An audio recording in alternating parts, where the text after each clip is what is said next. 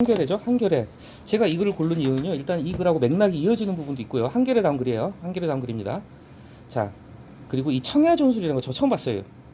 굉장히 그러니까 어떤 글을 갖다가 좀 멋있게 쓰기 위한 기법 중에 하나가 이런 걸 가져오는 거예요. 정말 고사 중에서 옛날에 어떤 역사 속의 사례 중에서 이런 걸 가지고 오는 거 아시겠지만은 저도 이제 애용하는 게 그거예요. 어떤 글을 쓸 때 문버런 같은 거 쓸 때 앞에 하여튼 찾아요.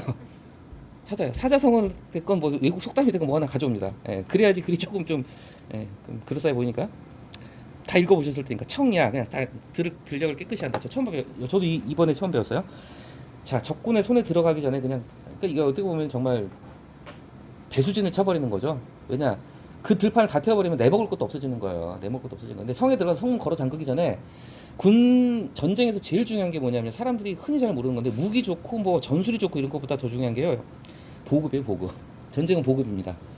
그렇잖아요. 당장 군인들 밥 먹여야죠. 총알이 있어야죠. 보급이에요, 보급. 그래서 적게 보급을 갖다 끊어버리는 거죠. 청야를 하고 그냥 성에 들어가서 문 잠가버리는 거예요. 견벽. 벽을 견고하게. 견벽 청야는 좋은 방어 전술이다. 그래서 자, 우리 조선시대 때 두 번 크게 당했죠. 한 번은 저기 일본이 임진왜란을 일으켰어요. 그 다음에 병자호란이죠.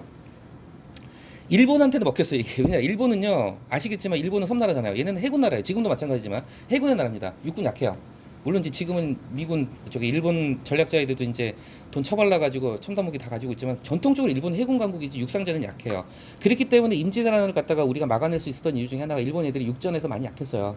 처음엔 치고 올라오고 뭐 저기 선조가 저기 의주까지 뭐 피난을 가고 했지만 결국은 예 그리고 또 이순신이 있었고요. 어쨌건 간에 근데 문제는 이게 외국한테는 통했는데 생각해보면 청나라 얘는 말 타고 다니는 애들이에요. 기동력 끝내준 애들입니다. 그냥 휙 치고 들어와 버리니까 이게 안 통했다는 거죠. 그래가지고 결국은 임진왜란은 우리가 결국은 막아냈지만 병자호란은 결국은 우리가 졌잖아요. 사실 굴욕을 당했잖아요. 예.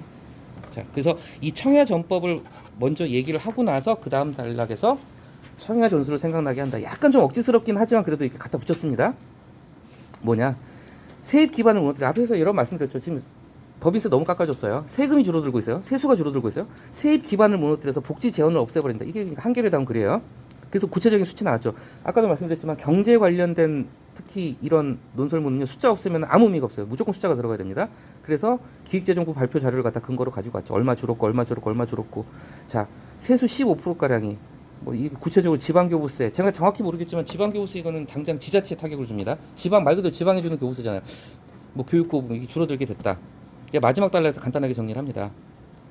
빈약한 세수 물론 경기가 안 좋으니까 세금이 안 거치는 문제도 있겠죠. 아니 기업이 돈을 많이 벌어야지. 어차피 세금이란 건 다 퍼센티지로 매기잖아요. 기업이 100만 원 버는 것보다 1000만 원을 벌게 되면 그만큼 더 세금이 많이 들어오는 게 당연하잖아요. 그렇지만 자 한겨레 다운 글입니다. 비판을 했어요. 자 있는 사람들만 깎아주는 어쩔 수 없어요. 윤석열 대통령이 이 가진 자들을 소위 말하는 가진 자들 어떤 부유층을 기반으로 해서 대통령이 된 사람이니까 뭐 보훈이라고 해야 될까 어쨌건 또 공약으로 이렇게 얘기를 했으니까 공약을 지키는 거죠. 자, 잘 사는 대기업하고 부동산 자산가들을 위한 공격적인 감세. 아주 파격적으로 세금을 많이 저도 뭐 구체적으로 얼마 깎아줬는지 모르겠지만 부자 감세의 영향이 크다는 거죠. 부자 감세. 자, 그러면서 자, 상대를 비판할 때 제일 좋은 게 뭐냐면요. 상대가 했던 말 그대로 가지고 와가지고 까주는 게 제일 좋아요. 그리고 자, 윤석열 대통령이 그렇게 좋아한다는 밀턴 프리드만의 선택할 자유라는 책을 가지고 왔어요. 이 책을 가지고 와서 비판을 하는 겁니다. 자, 이 문구가 굉장히 익숙하시죠? 윤석열 대통령이 진짜 인생책 맞나 봐요. 왜냐하면 쓰시는 단어들이 다 이 책에 나온 말들이에요. 특수이입지대 카르텔, 보조금, 자유, 그렇죠? 자, 그래서 이걸 깨뜨리기 위해서 정부 지출을 제한하고 작은 정부 똑같은 얘기예요. 그 다음에 세금을 갖다가 줄여야 된다고 주장을 하는데, 자 여기서 일부러 1980년이라고 해요. 1980년 지금 몇 년 전이죠? 40년 전입니다. 40년 전.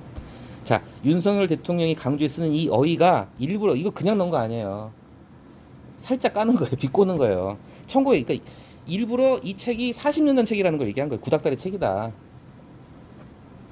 자, 그 다음에 아주 멋진 말 나오죠. 이건 맞는 말이에요. 책 한 권만 읽은 사람이 제일 무섭다고 합니다. 그죠?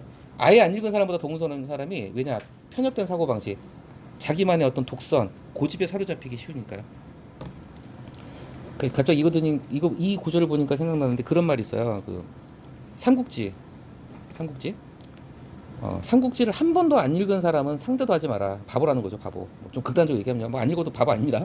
삼국지를 한 번만 읽은 사람은 상종을 하지 마라. 근데 삼국지를 10번 읽은 인간은 더 상종하지 말라고 해요. 예, 무슨 뜻인지 아실 거예요. 그래서 이 글도 앞에 글하고 맥락이 이제 이어지는 지금 이 부분에 대한 비판이 계속 나오고 있어요 지금 상당히. 예.